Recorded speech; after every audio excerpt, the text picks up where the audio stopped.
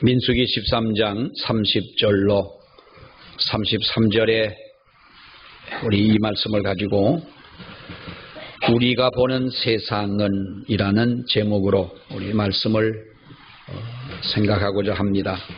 다시 말하면 우리가 보는 이 세상은 내가 세상을 바라볼 때에 그 세상을 바라보며 느끼는 그 느낌이 내가 감당할 수 없는 두려운 그러한 세상이냐.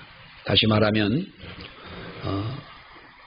이 세상에서 부딪히는 여러 가지 많은 일들을 우리가 보면서 정말 우리는 그래도 하나님 앞에서 은혜를 입은 자요, 모든 것을 하나님 앞에 맡기고 믿음으로 살아가는 우리 믿음의 사람들이 과연 우리는 어떤 불안감도 없이 걱정 없이 우리가 이 세상을 그렇게 살아갈 수 있는 자신감이 과연 있느냐, 아니면 세상을 바라볼 때에 우리는 두려움에 빠져서 정말 어떠한 공포 속에서 이런 불안함 속에서 우리가 살아갈 수밖에 없느냐라고 하는 것을 오늘 이 성경을 통해서 우리가 보면서 하나님이 우리에게 주시는 또 그 역사를 체험하고 하나님 은혜가 우리 가운데 있기를 원하는 것입니다.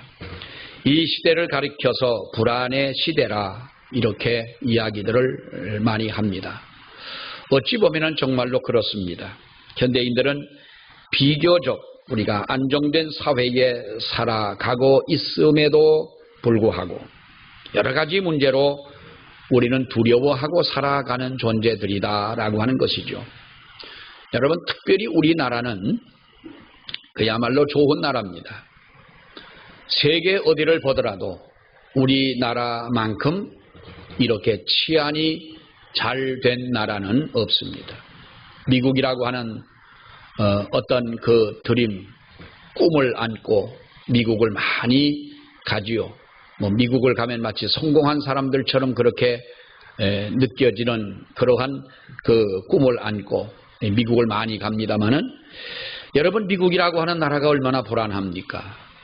정말 세계의 모든 나라 사람들이 다 모여 살면서도 그래도 세계적으로 경제적으로나 국방으로나 또 정치적으로나 또 모든 면에 있어서 세계에 앞장서는 나라이기는 하지만, 그러나 그 사회는 정말로 불안한 그런 사회가 아닐 수가 없습니다.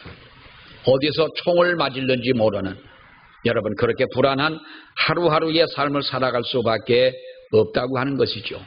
우리나라만큼 치안이 잘 돼 있고 우리나라만큼 어두운 밤에도 여성들이 거리를 자유롭게 다닐 수 있다고 하는 것, 이것은 정말로 우리가 세계 어느 나라에서도 찾아보기 힘든 그러한 우리 안정된 국가다 볼 수가 있는 것입니다.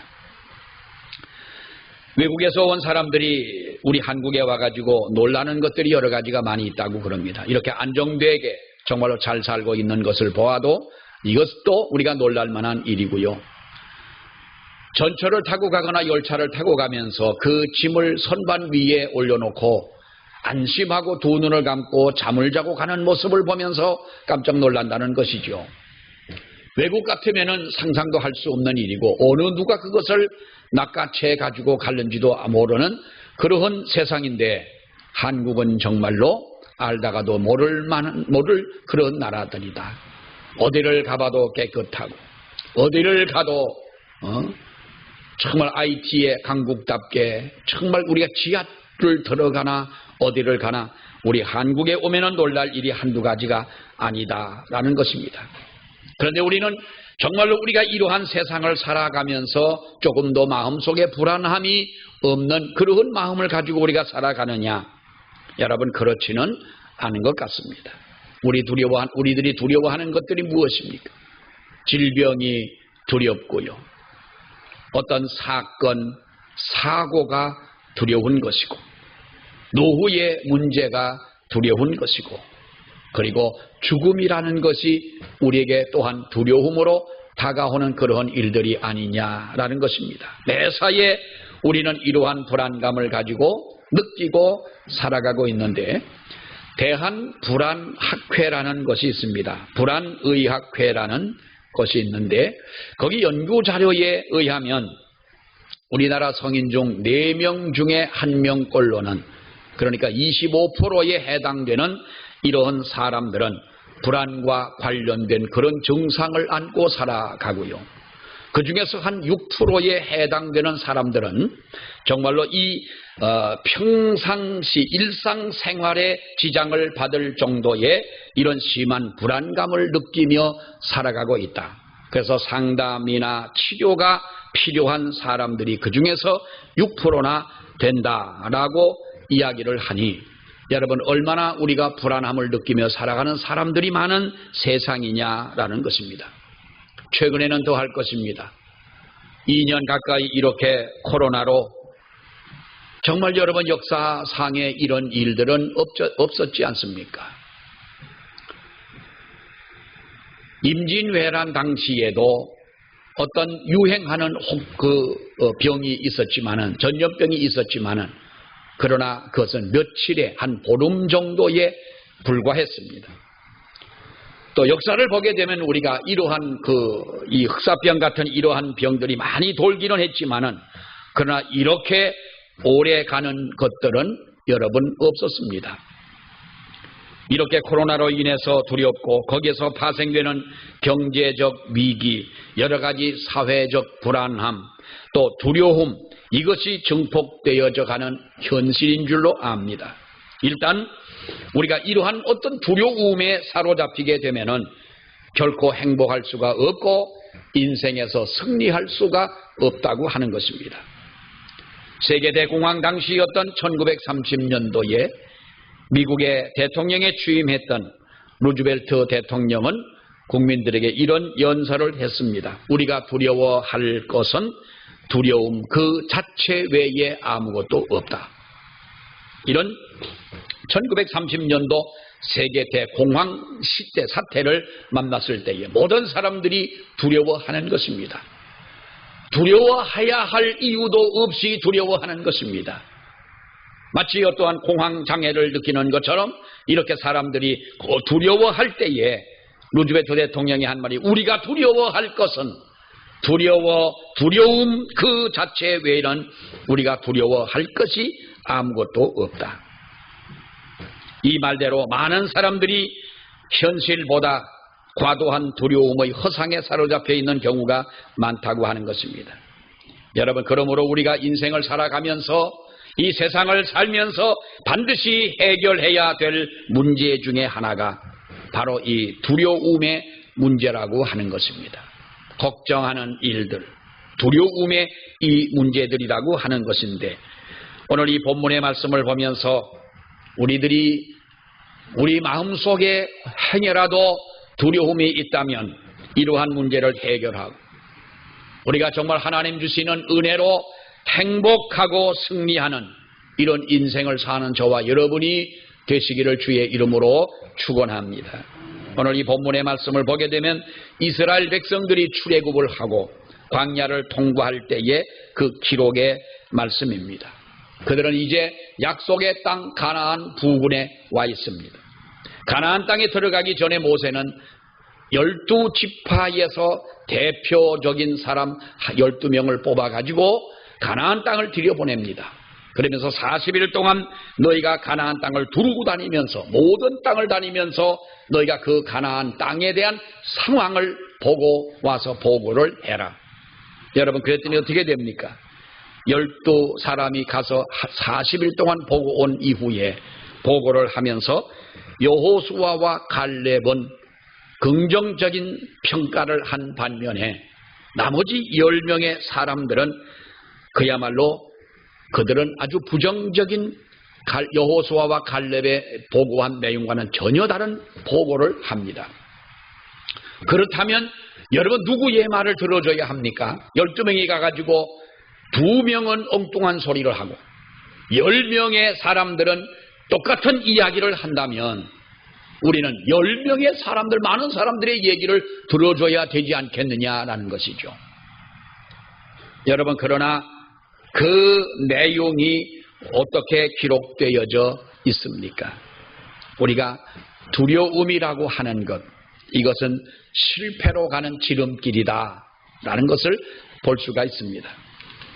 본문의 말씀을 살펴보면 무엇보다 먼저 두려움이 우리 사람들에게 얼마나 나쁜 것인지 알 수가 있습니다. 한마디로 두려움은 실패로 가는 지름길이라는 것이지요. 두려운 마음을 품은 채 승리하는 사람은 없다고 하는 것입니다. 여러분 잘 알다시피 10명의 정탐꾼들이 뭐라고 말합니까? 그들이 그 땅을 보고 돌아와서 그 땅이 좋기는 한데 거기에 살고 있는 거주민들이 워낙 강해서 우리가 들어가 정복하기는 불가능하다. 불가능한 것이다. 31절의 말씀을 보면은 우리는 등이 올라가서 그 백성을 치지 못하리라. 그들은 우리보다 강하니라 그랬어요.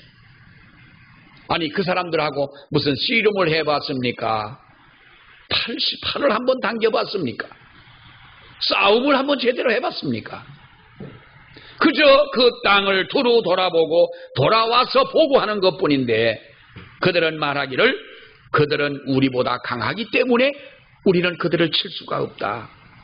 싸워보지도 않고 패배의식에 움츠려 있는 이들의 모습을 여러분 볼 수가 있는데 더더욱 33절의 말씀을 보게 되면 거기서 네피림 후손인 아낙 자손의 거인들을 보았나니 우리는 스스로 보기에도 메뚜기 같으니 그들이 보기에도 그와 같았을 것이니라. 우리가 스스로 우리를 평가할 때에 그들이 뭐라고 말합니까? 그들은 네피림 후손인 아낙 자손의 거인들을 우리가 봤는데 우리가 스스로 보기에 우리는 메뚜기 같다는 거예요. 아니 표현할 게 없어서 메뚜기라고 표현을 합니까? 지금까지 하나님의 은혜를 받고 살아온 사람들이 그렇게 여러분 저라 평가를 해야 되겠습니까? 하나님이 함께 하시는 그 기적을 바라본 사람들이 이렇게 자기의 인생을 평가해도 되느냐 하는 말입니다. 아낙 자손은 네피림의 후손입니다. 거인족에는 틀림이 없습니다. 자기들보다 덩치가 큽니다. 그리고 그들은 무장한 그 상태가 만만치가 않습니다. 그러니까 인간적으로 볼 때에는 우리는 메뚜기 같다는 그 말이 틀린 말은 아닐 것입니다. 보나마나 여러분 그대로 만약에 올라갔다면 그들이 어떻게 되었겠습니까? 이 한심한 모습을 보시고 하나님이 어떤 조치를 여러분 내리십니까? 14장 후반절을 읽어보면 먼저 10명의 정탐꾼들을 14장 36절의 말씀을 보게 되면 모세의 보냄을 받고 땅을 정탐하고 돌아와서 그 땅을 악평하여 온 회중이 모세를 원망하게 한 사람, 그 사람들은 재앙으로 죽었다라 그랬습니다. 10명의 정탐꾼들은 이렇게 죽음당했습니다. 하나님께서 그들을 여러분 벌하신 것입니다. 그리고 그뿐입니까? 애굽에서 나온 20세 이상의 모든 사람들은 다 1세대들은 여러분 다 죽음을 당했다는 거예요. 구약의 신학자 레온 우드에 의하면 그는 이렇게 이야기를 합니다. 이스라엘 백성들이 광야를 지나오고 원망하며 불평하는 그 이후부터 평균 하루에 80명의 사람들이 죽었을 것이라는 거예요. 80명, 하루에 80명이 죽었을 것이다. 여러분 뉴스를 보니까 요즘 인도가 말도 아니지요. 코로나로 죽은 사람들이 하루에도 뭐 수천 명씩 이렇게 죽으니까 어떻게 감당을 할 수가 없습니다. 그러니까 여러분 어느 유튜브에 보니까 어떤 사람은 강에서 그냥 자기 가족을 던져버리고 맙니다. 뭐 친척인지 모르겠습니다만은 그 사람은 강물에다가 던져버릴 거예요. 강가에 모래밭에다가 대충 파고 시체를 엄청나게 묻어놨어요. 근데 홍수가 나가지고 이 물이 그 모래밭을 쓸고 나가니까 대충 묻어놨던 시체들이 강에 수백 구의 시체가 떠오르는 거예요. 그야말로 지옥 같은 모습 아니겠어요? 이스라엘 백성이 애굽에서 나와서 광야를 지나 가나안 땅까지 들어갔다. 우리는 여러분 아주 신앙적으로 표현할 때 멋있는 표현만 해요. 하나님이 낮에는 구름 기둥으로 밤에는 불 기둥으로 그들을 인도해 주셨다. 좌우에 이방 백성들이 벌벌 떨고 가나안 땅을 들어갈 때에 하나님께서는 홍해를 건넌 것처럼 요단강을 건너서 가나안 땅에 들어가게 하셨다. 아주 멋있는 이야기를 하지요. 그러나 여러분, 하루에도 수십 명씩 죽어가는 광야에서 이동하는 이 이스라엘 백성들, 마지막 가나안에 들어갔을 때에는 애굽에서 나온 사람들이 20세 이하의 그 사람들을 남겨두고 다 죽었다면 여러분, 그것이 얼마나 하루에도 통곡하며 슬퍼하며 마지못해 눈물을 흘리며 올라가는 그들의 모습이었느냐는 거예요. 좋게만 볼 수는 없는 거잖아요. 아니, 그 많은 사람들이 다 죽지 않았습니까? 그러니 하루에 80명이 죽었다. 레인 우드의 이 말을 우리가 빌려보면, 들어보면 정말로 그 말이 맞는 것 같지요. 40년 동안 이 모든 사람들이 다 죽음을 당하고 말았다는 거예요. 이처럼 두려움이라고 하는 것은 인간의 영혼과 육신을 망가뜨리는 것입니다. 그리고 결국은 두려움에 떠는 사람을 멸망으로 끌고 갈 수밖에 없다는 것입니다. 여러분, 예를 들어 우리가 질병의 문제만 해도 두려움의 영향을 많이 받습니다. 요즘 의학이 발달해서 웬만한 병은 다 고칩니다.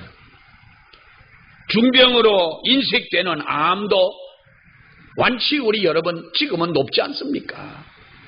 뭐 다 100% 고치는 것은 아니지만 일찍이 발견하게 되고, 그러나 그것이 그 치료에 가능하다면 언제든지 이 병을 고칠 수가 있는데, 근데 중요한 것이 뭐냐?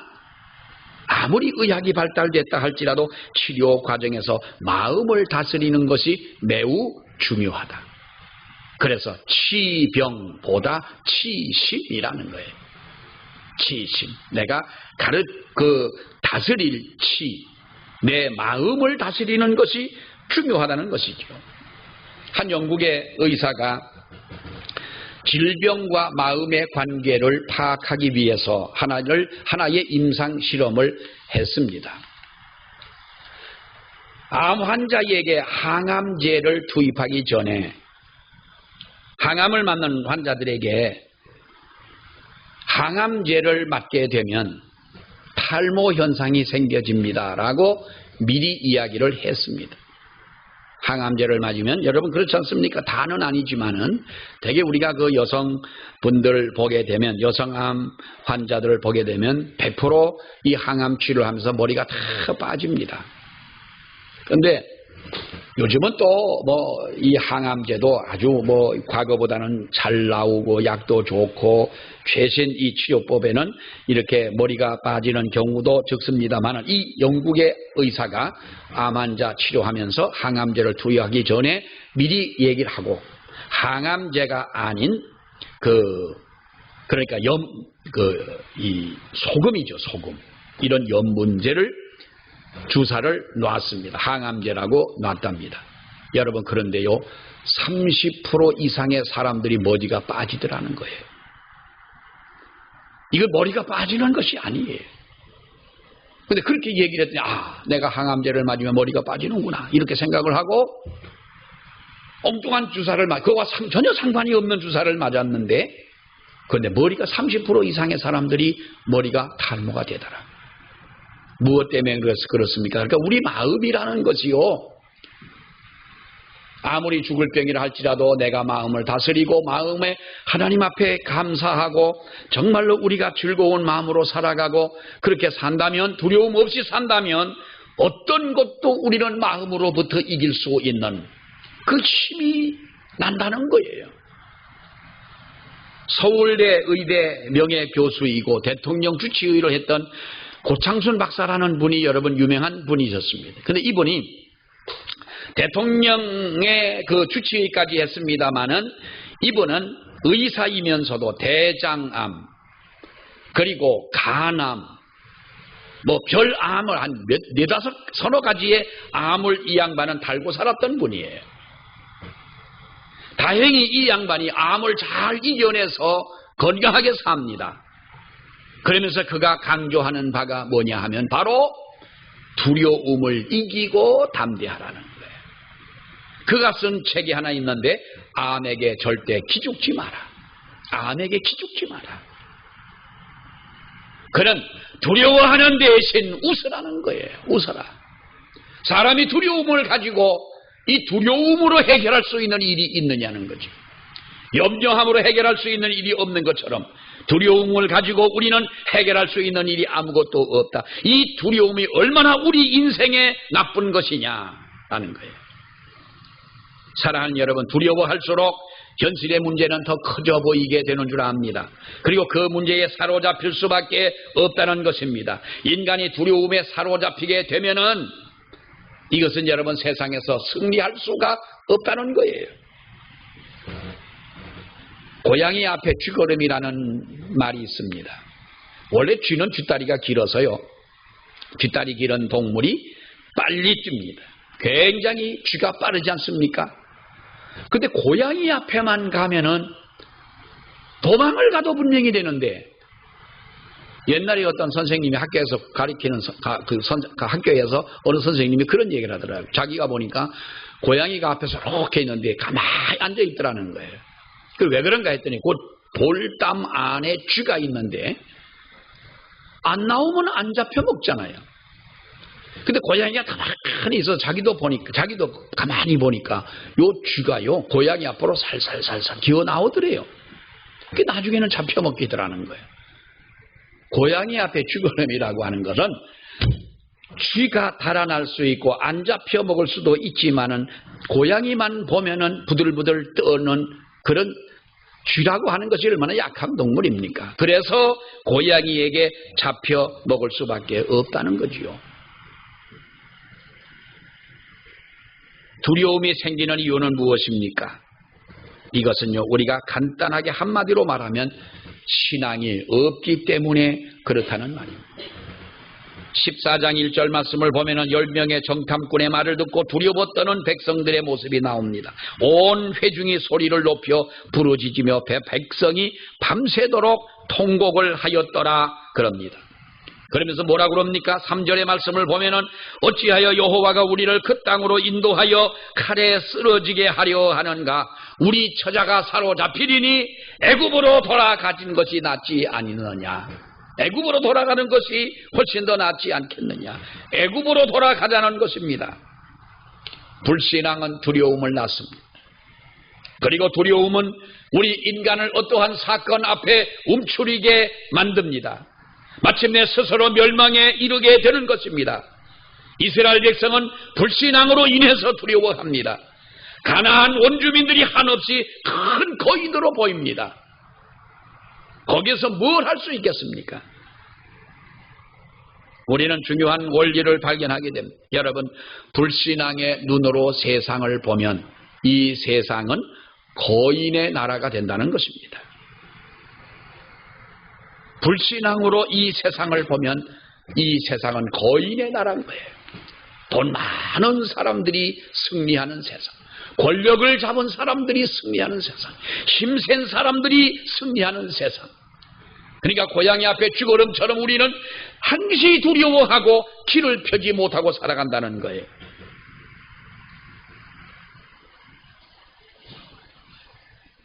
두려움을 극복하는 비결은 우리가 믿음밖에 없는 줄 믿습니다. 여러분, 그렇다면 우리는 어떻게 해야 되겠습니까? 그냥 그러다가 망하고 그러다가 죽어야 합니까? 두려움 속에 떨고 무서움 속에 떨고 한 번 먹으면 깨끗하게 낫는 즉효약이라는 게 있어요. 한 방에 고치는 즉효약. 두려움, 불만, 어떤 이러한 것들을 치료할 수 있는 것입니다. 노만 필 목사라고 하는 분이 신앙은 두려움의 치료제다 이렇게 말을 했습니다. 잘 아시는 대로 여러분, 다윗은 구약 인물들 가운데 대표적으로 용맹스러운 사람이었습니다. 그러나 다윗의 마음속에 그는 정말 마음에 두려움이 없었겠느냐? 항상 용기가 충천에 살은 사람이겠느냐? 인간이기에 같은 마음을 가질 수도 있겠지만은, 그러나 그가 이렇게 용맹스러웠던 이유는 하나님을 경외하는 신앙 때문 아닙니까? 이사야 시편 56편의 말씀을 보게 되면 내가 두려워하는 날에는 내가 주를 의지하겠나이다. 이게 다윗의 고백 아닙니까? 시편 27편의 말씀에도 보면은 여호와는 나의 빛이요 나의 구원이시니 내가 누구를 두려워하리요. 여호와는 내 생명의 능력이시니 내가 누구를 무서워하겠느냐. 내가 무엇을 무서워하고 무엇을 두려워하겠느냐.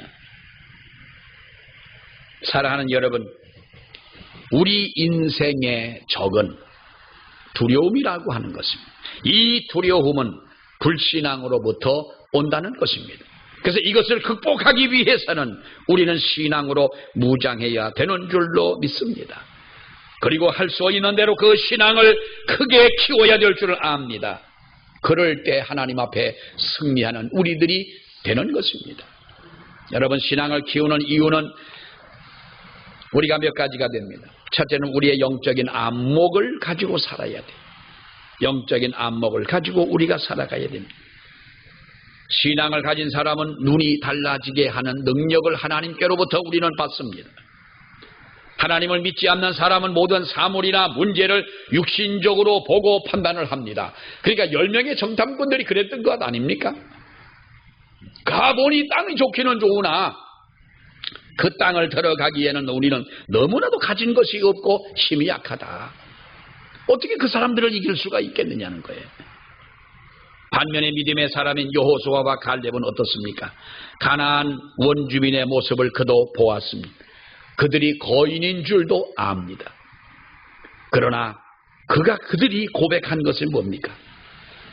10명의 정탐꾼들이 보고한 내용이 다 맞으나, 그러나 그들은 하나님을 영적으로 보는 눈을 가지고 있지를 못했던 것이지요. 뭐라고 말했습니까? 우리가 두루다니며 정탐한 땅은 심히 아름다운 땅이라. 14장 8절의 말씀에 보게 되면 여호와께서 우리를 기뻐하시면 우리를 그 땅으로 인도하여 들이시고 그 땅을 우리에게 주시리라. 이는 젖과 꿀이 흐르는 땅이니라. 그리고 9절에 보면 뭐라고 말합니까? 다만 우리를 거역하지는 말라. 또 그 땅 백성을 두려워하지 말라. 그들은 우리의 밥이라는 거예요. 우리의 먹잇감이라는 거예요. 여러분, 이것이 무슨 말이겠어요? 먹어치우다, 꿀꺽 삼켜버리다. 영어 성경에 보면 그렇게 말을. 그러니까 그들은 아무것도 아니다. 우리 밥이라. 우리도 옛날에 그런 말 많이 하죠. 그건 아무것도 아니다. 내가 이길 수 있다 하는 때에 밥이다라고 이렇게 표현합니다만 그런 의미입니다. 그러니까 이런 것입니다. 영적인 안목으로 하나님을 바라보면 세상의 문제는 아무것도 아니다는 거예요. 아주 작아 보인다는 거예요. 반대로 영적인 안목이 없을 시에는 조그만 일이라도 하나님을 바라보지 못하게 되면은 이 세상의 문제가 그렇게 크게 보일 수밖에 없다는 거죠. 신앙의 눈으로 보면 세상은 큰 사람들이 살고 있는 대인국이 아니라 소인국으로 보여질 줄로 믿습니다. 제주도로 어느 곳을 갔더니 소인국을 만들어 놨어요. 어른들이 가기에는 그렇습니다만 아이들이 가보면은 아주 참 기분이 좋을 것 같아요. 청와대를 만들어 놨는데 우리나라 청와대가 조그맣습니다. 아이들이 가보아도 그야말로 사진을 찍어보면 아이가 거인처럼 커 보입니다. 소인국을 만들어 놓은 거예요. 사랑하는 여러분, 신앙의 눈이 아닌 육신의 눈을 가지고 세상을 바라보면 세상은 거대하게 보이지만 우리가 영적인 안목을 가지고 세상을 바라볼 때에는 이 세상은 그야말로 소인국처럼 보여진 줄로 믿습니다. 어른이 돼가지고 자신이 다니던 초등학교 운동장을 가보면 제가 한번 깜짝 놀랐어요. 옛날엔 그렇게 넓어가지고 이 400m를 돌려뛰는 이 운동장 그 계주를 할 때는 그렇게 멀고 힘들고 그랬던 운동장이 우리 마당보다 조금 더 넓게 보이는 거야. 아이고, 이렇게 작은 운동장이 그렇게도 커 보였나? 여러분, 세월이 흐르면서 운동장이 줄어들었기 때문에 이 운동장이 작게 보이는 것은 아니죠. 내가 그만큼 자라고 내가 그만큼 큰 것 아니겠어요? 영적인 안목이 생기게 되면 신앙으로 볼 때에 우리가 하나님의 능력과 하나님의 은혜는 커 보이고 세상은 작아 보이게 되는 줄로 믿습니다. 또 하나 우리는 임마누엘의 신앙을 가지자는, 임마누엘은 하나님이 우리와 함께 계신다라고 하는 뜻입니다. 14장 9절의 말씀을 보면 여호수아와 갈렙의 고백이지요. 그들의 보호자는 그들에게서 떠났고, 그들의 보호자가 누구겠어요? 하나님을 말하죠. 여호와 하나님이신데 하나님은 그들에게서 떠났고 여호와는 우리와 함께 하느니라. 그들을 두려워하지 말자. 하나님이 우리와 함께 하신다는 확신을 가진 거예요. 여러분, 하나님께서 우리와 함께 하신다는 그 확신을 가질 때 승리하게 되는 줄 믿으시기 바랍니다. 미국의 샌프란시스코에 가면은 금문교라는 큰 다리가 있습니다. 어떤 목사님이 갔다 오셔서 사진을 찍어가지고 아주 사진을 잘 찍어서 그 사진을 저에게 하나 보내서 우리 집에 거실에 그 금문교의 사진을 걸어 놨는데, 그 금문교가 처음에 만들어질 때는 1930년대에 그것이 만들어 그 다리를 놓게 됐습니다. 당시에 공사를 하는 데에 그 다리가 너무 높기 때문에 그 위에서 일을 하는 기술자들, 일반 근로자들이 항상 두려움을 느끼고 불안해하는 겁니다. 그러다가 그 금문교 공사를 하면서 여러 사람들이 떨어져 죽음을 당했습니다. 그러니까 그 높은 데 올라가서 일을 하려니까 다리가 부들부들 떨려가지고 도무지 일의 능률이 오르지를 않습니다. 고심한 끝에 어떤 결정을 했느냐 하면 다리 공사 밑에다가 그 철망으로 안전 그물을 만들어 놓자. 뭐 지금은 다 그렇게 하죠. 지금은 공사할 때에 뭐 다 가림막도 있고 또 안전망도 있고 합니다만, 그 당시에 그 공사 기술로서는 획기적인 새로운 아이디어였습니다. 여러분, 그런데요, 안전 그물망을 설치하고 놓고 난 뒤에 사고도 일어나지 않을 뿐더러 떨어지는 사람도 없고, 떨어지는 사람을 받기 위해서, 떨어져 죽지 않기 위해서 만들어 놓은 거지, 그 다음에는 떨어지지도 않고 일의 능률이 그만큼 올라가더라는 거예요. 왜 그렇습니까? 내가 떨어진다 하더라도 나는 강에 떨어져 추락해 죽는 것이 아니라 이 그물망에 떨어져서 안전하다는 안전감이 마음속에 있는 거예요. 떨어지지도 않고 일의 능률이 올라가는 것입니다.